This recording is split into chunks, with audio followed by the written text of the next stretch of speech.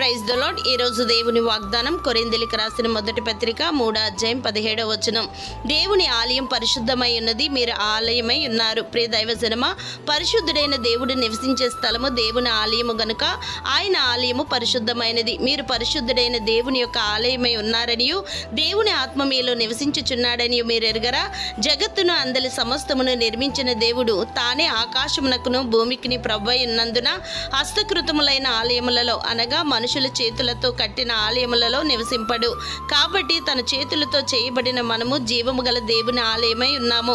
అందుకు మనల్ని గురించి దేవుడిలాగు సెలవిచ్చుచున్నాడు, నేను వారిలో నివసించి సంచరింతును, నేను వారి దేవుడినై ఉందును, వారి నా ప్రజలై ఉందురు. కావున మీరు ప్రత్యేకంగా ఉండి అపవిత్రమైన దానిని ముట్టకడని ప్రభు చెప్పుచున్నాడు. ఎందుకనగా మీ దేహము దేవుని వలన మీకు అనుగ్రహింపబడి మీలో ఉన్న పరిశుద్ధాత్మక ఆలయమై ఉన్నది. దేవుడు మిమ్మల్ని దీవించునుగాక. ఆమేన్.